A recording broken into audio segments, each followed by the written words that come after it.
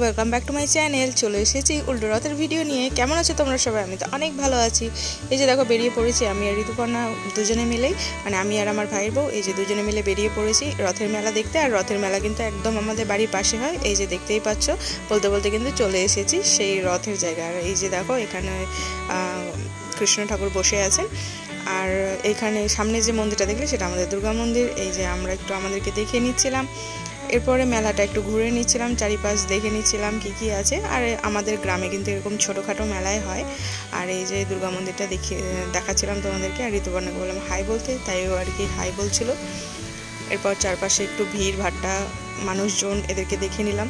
আর এখানে দেখো কী সুন্দর বেলুন এসেছে। আগে কিন্তু প্রত্যেক মেলাতে আমি বেলুন কিনতাম, বাট এখন সেটা হয় না।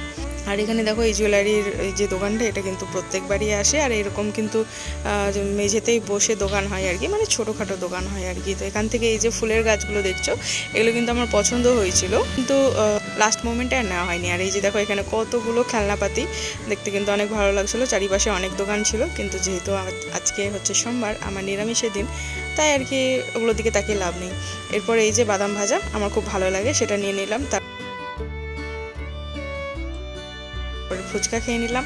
এরপর চলে এলাম আইসক্রিমের দোকানে। এখান থেকে এই যে এই আইসক্রিমটা নিয়ে নিলাম। খেতে কিন্তু বেশ ভালোই ছিল, 10 টাকা দাম, অথচ অনেক ভালো খেতে। গরমে একদম বেহাল দশা। লাকি আইসক্রিম,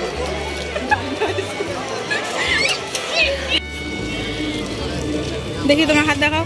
কতগুলো জিনিস নিলাম। এই নিলামই বলেছি। এই যে পাগল হয়ে যাচ্ছি আমি। এখন যাই বাড়ি।